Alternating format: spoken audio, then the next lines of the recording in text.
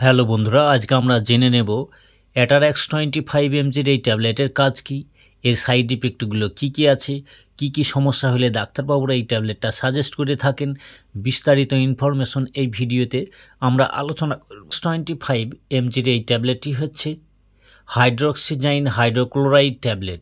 এই ট্যাবলেটটি ব্যবহার করা হয় অ্যালার্জির কারণে চুলকানির চিকিৎসার জন্য। এই ট্যাবলেটটি ব্যবহার করা হয় আমাদের ত্বকের ওপরে যে অ্যালার্জি বা চুলকানির মতো গোটা গোটা বাইর হয়, সেগুলো আবার কয়েক ঘন্টার পর মিলিয়ে যায়। এই অ্যালার্জি বা আমবাতের জন্য এই অ্যাটারএক্স 25 এমজির এই ট্যাবলেটটি খুবই ভালো কাজ দিয়ে থাকে। তাছাড়া অন্যান্য চুলকানির যে চুলকানিগুলো ফুলে যায় এবং সেখানে লাল হয়, র্যাশ বাইর হওয়ার মতো লাল লাল চুলকানি, এই সমস্যায় এই অ্যাটারএক্স 25 খুবই ভালো কাজ দিয়ে থাকে। একজিমার ক্ষেত্রে যখন খুবই চুলকানো থাকতে পারে, সেই জায়গাটি লাল হয়ে যায়, সেখান থেকে রসকস বাইর হইতে থাকে, অনেক দিনের পুরাতন কেসগুলোতে এই অ্যাটারএক্স 25 খুবই ভালো কাজ দিয়ে থাকে। সেই 25 ট্যাবলেটটি চুলকানি সহ অ্যালার্জি এবং অ্যালার্জির যে উপসর্গগুলো দেখা দেয়, চুলকানি, ফোলাভাব, ফুসকুড়ি, যেমন একজিমা বা ডার্মাইটিস, সোরাইসিসের মতো সমস্যাতে এই অ্যাটারএক্স 25 ট্যাবলেটটি ব্যবহার করলে দ্রুত সুফল পাওয়া যায়।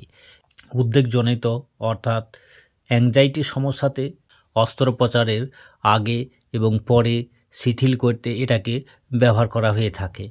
আমরা এবার জেনে নেব এই ট্যাবলেটের কম্পোজিশন। এই ট্যাবলেটের কম্পোজিশনে আছে হাইড্রোক্সিজাইন হাইড্রোক্লোরাইড। প্রতিটি ট্যাবলেটে 25 এমজি করে আছে। একটি পাতায় ট্যাবলেট থাকে 15টি।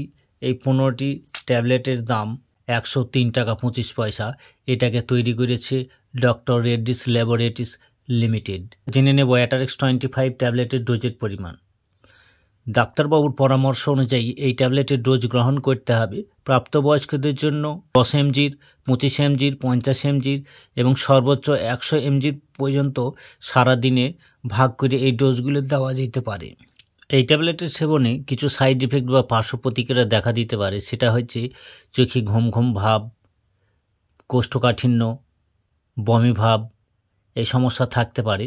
যে সাবধানতাগুলো অবলম্বন করা দরকার সেগুলি হচ্ছে, এই ট্যাবলেটে বিশেষ কিছু সাইড এফেক্ট দেখা দিতে পারে। সেগুলি হচ্ছে মাথা ঘোরা, চোখে ঝাপসা দৃষ্টি বা ঘুম ঘুম ভাব থাকতে পারে।